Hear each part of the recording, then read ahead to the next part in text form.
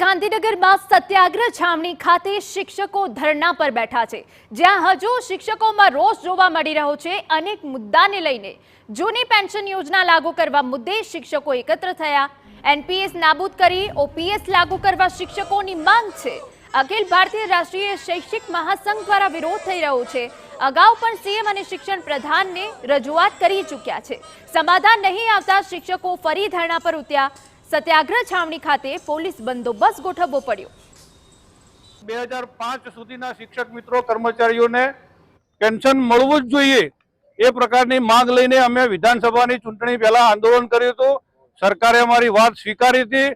હજુ સુધી એનો ઠરાવ થયો નથી। અમે તાલુકા જિલ્લા અને 10 જગ્યાએ મહાપંચાયતો કરી હતી। ગાંધીનગરની અંદર પણ મહાપંચાયત કરી હતી।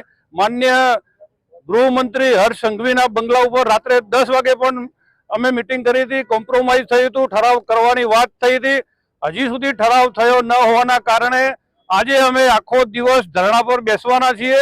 સાંજે 5 વાગે અમે બીજું એક આંદોલન, કન્ટિન્યુ આંદોલનની, જલદ આંદોલનની જાહેરાત પણ અમે કરવાના છીએ।